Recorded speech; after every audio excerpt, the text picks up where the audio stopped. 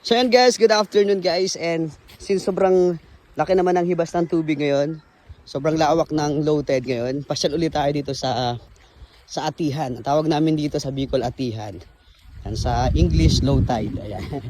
So grabe guys. So pag makita mo to ng high tide, grabe to guys. Sobrang laki din ng taas ng dagat. Pag nandito ka sa part na to, hindi ka dito lampas tao guys ang tubig. Yan. Pero pag ganito, ayan, nililitawan yung mga bato. Yan, madaming madaming dito. Lato. Ayan. Hindi ko pa natatry niyan pero siguro bukas tayo natin manguha na nito kasi gusto ko na talaga itong matikman. So ayun si Papa nanguha ng suso. Ayun, dami guys, daming lato doon. Lato. Sabi ng mga nakakapanood sa akin, hindi daw lato lang daw. Yan guys. Siguro kung maraming mahilig niyan dito, ubos na to guys. Ayun. Sabi tapos ayun po, nakita niyo puro green yan. Ayan, sobrang lawak ng ngayon. Kasi pag gantong buwan gantong parang may part sa buwan na sobrang laki talaga ng Ayan guys, nakita niyo naman yan. May part talaga na may araw talaga sa isang buwan na sobrang laki ng low tide. Ayan, huwag na natin munang kuhain kasi hindi naman natin bukas try natin pag hindi na busy sa pagla-live. Medyo busy pa ako sa pagla-live guys. Tapos i-share ko lang guys, meron ditong sihi na nag-a-adapt sa buhangin ay sa bato. Yung akala mo hindi siya nakakain pero pag gaya nito guys. Ayan, nakakain to guys. Akala mo lang siya, para lang siyang parang dilumot lang din siya. Nag-a-adapt siya dun sa pinadaanan niya, dun sa tinitirahan niya. Akala mo lumot lang pero nakakain to guys. Ayan, sihi din to guys. Klase ng sihi. Tapos yung fresh niya. Parang bagong tubo yung mga lato dito ngayon. Ayan guys, ang dami Grabe yan, lawak. Sobrang lawak yung dito. Ayan yung mga yan. Grabe. Ayan, dami. Yun. Part na yun. Sobrang dami. Ayan guys, ito. Paborito ko to guys. Ayan, kala mo lang yan. Lumot. Pero di ba? Nakakain yan guys. Sihi din to. Ayan. Ang lawak ng dito guys, ng lato. Ayan. Mention nyo nga yung mga lugar sa Pilipinas na mahilig kumain ng lato guys. Ayan, grabe Ito nyo naman yan. Sobrang grabe. Huwag nating apakan kasi halos lahat ng meron din merong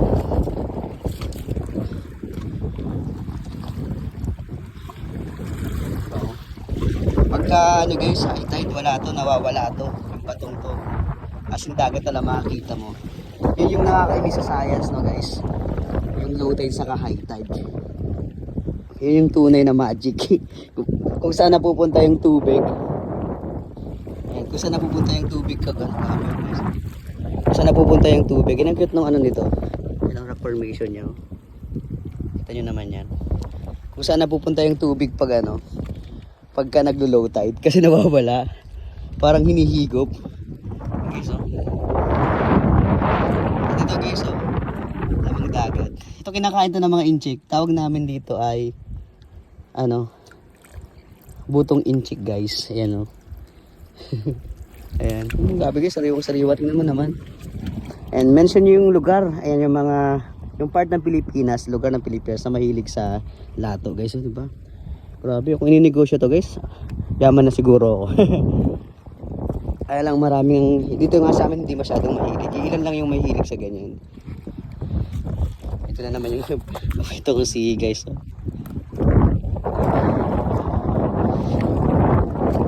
Ang lawak Ito naman guys. Grabe. Akala ko nga lumakas yung alon. Ayan yung bato, yung lasing bato. Akala ko lumakas yung alon, mawawala to. Astig tong bato. Tingnan nyo naman. Diba Ito nyo ba yan? Napaka-astig tignan. Yung rock formation niya grabe. Ayan o, di ba?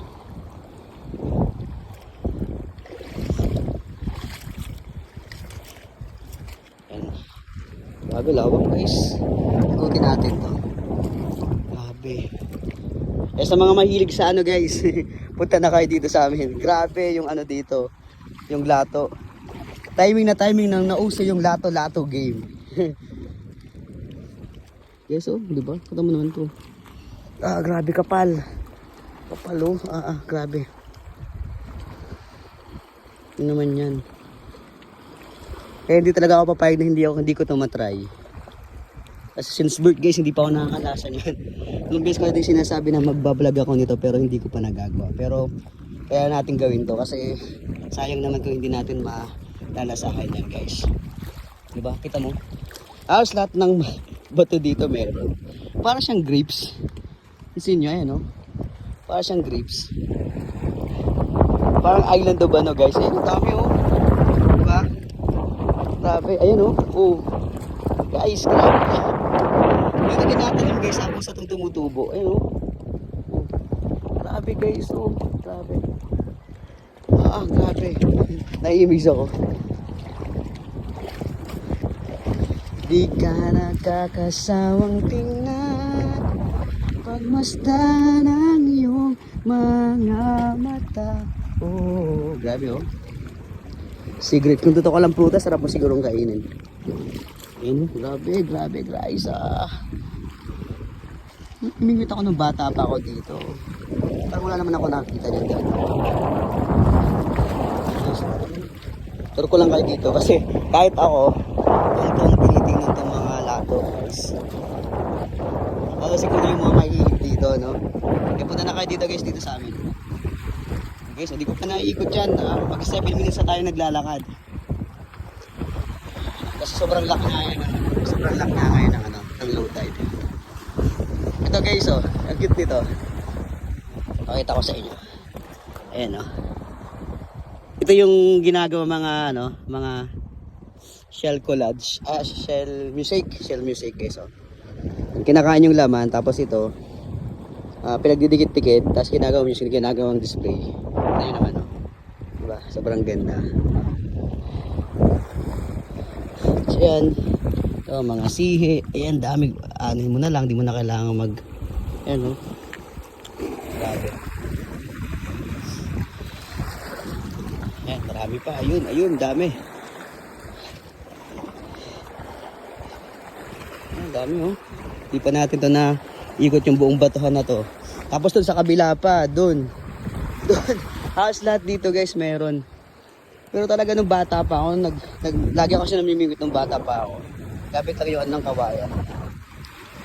Wala pa talaga ako nakita mga ganito na sobrang ganito kadami. Ito mo naman guys, oh. Oh, grabe.